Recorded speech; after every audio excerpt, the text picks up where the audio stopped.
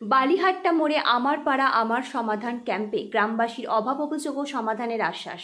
আজ হুগলি জেলার পান্ডুয়া ব্লকের অন্তর্গত পান্ডুয়া গ্রাম পঞ্চায়েতের অধীনে বালিহাট্টা মোড়ের আপনজন লজে অনুষ্ঠিত হল আমার পাড়া আমার সমাধান কর্মসূচি। এই ক্যাম্পে 264, 266 ও 267 এই তিনটি বুথের গ্রামবাসীরা একত্রিত হয়ে তাদের নানান সমস্যা ও অভাব অভিযোগ তুলে ধরেন। গ্রামবাসীরা রাস্তাঘাট, পানীয় জল নিকাশি ব্যবস্থা, আলো সহ নানান দৈনন্দিন সমস্যার কথা জানান। তারা আশা প্রকাশ করেন এই কর্মসূচির মাধ্যমে তাদের সমস্যাগুলি দ্রুত সমাধান হবে। পান্ডুয়া সমিতির পূর্ত পরিবহন দপ্তরের কর্মদক্ষ উপস্থিত থেকে গ্রামবাসীদের বক্তব্য মনোযোগ দিয়ে শোনেন এবং প্রয়োজনীয় পদক্ষেপ নেওয়ার আশ্বাস দেন। তিনি জানান, প্রশাসন এই ধরনের ক্যাম্পের মাধ্যমে সরাসরি মানুষের কাছে পৌঁছাতে চায়, যাতে সমস্যা দ্রুত চিহ্নিত ও সমাধান করা যায়। এদিনের কর্মসূচি জুড়ে গ্রামবাসী ও প্রশাসনের মধ্যে সরাসরি মত বিনিময় হয়, যা এলাকার উন্নয়ন ও সমস্যা সমাধানে নতুন দিশা দেখাবে বলে উপস্থিতদের বিশ্বাস। ব্যুরো রিপোর্ট, আমার বাংলা নিউজ।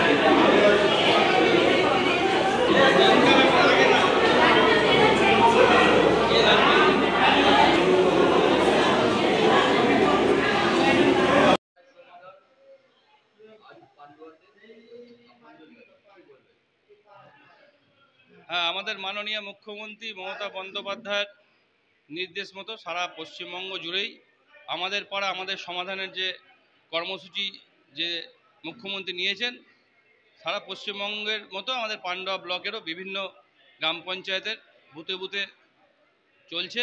আজকে পান্ডুয়া অঞ্চলের আমাদের এখানে চলছে বালিহাট্টার এই আপনজন লজে। খুব সুন্দরভাবে সকাল থেকে চলছে। গ্রামের মানুষ, পাড়ার বুথের সমস্ত মানুষেরা এসে তাদের নিজেদের বক্তব্য পেশ করছে। কার রাস্তা হবে, কার ড্রেন হবে, কার লাইট হবে, জল, কল, আলো সব কিছুই এখানে সুন্দরভাবে নির্বিঘ্নে সকাল থেকে আমাদের চলছে। তার সঙ্গে দুয়ারে সরকারও মাননীয় মুখ্যমন্ত্রীর নির্দেশ মতো দুয়ারে সরকারের মানুষের সমস্ত সুযোগ সুবিধা ফেসিলিটিগুলো মানুষ পাচ্ছে। কৃষক বন্ধু থেকে রেশন কার্ড থেকে শুরু করে আপনার জয় জোয়ার জয় বাংলা, বার্ধক্য ভাতা, বিধবা ভাতা থেকে শুরু করে স্বাস্থ্যসাথী কার্ড, লক্ষ্মীর ভাণ্ডার সব কিছুই এখানে নির্বিঘ্নেই চলছে। সুন্দরভাবে আমাদের পান্ডুয়ার মানুষ কোঅপারেশন করে, সহযোগিতা করে সুন্দরভাবে আমাদের সরকারের সঙ্গে আগেও ছিল, এখনও আছে। আমরা দেখতে পাচ্ছি দিদির উন্নয়নে সবাই খুশি।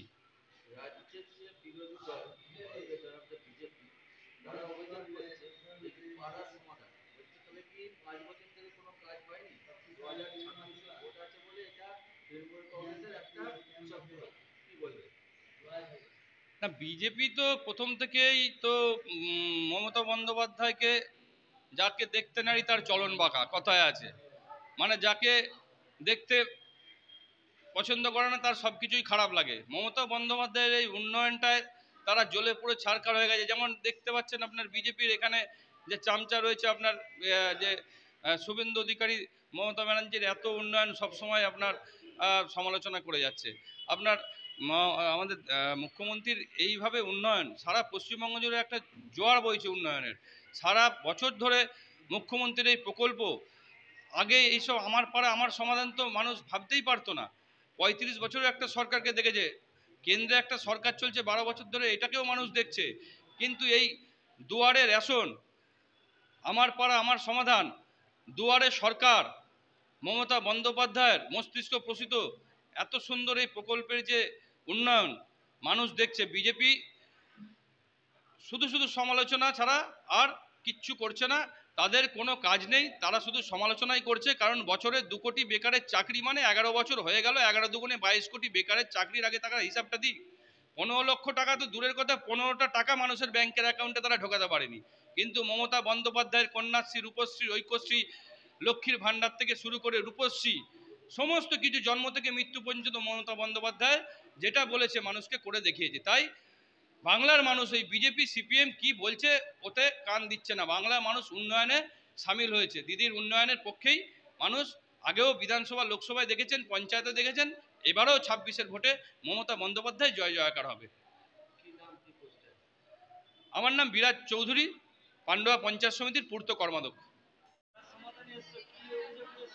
আমার মানে মিসেসের মানে লক্ষ্মী ভান্ডারের জন্য এসেছিলাম।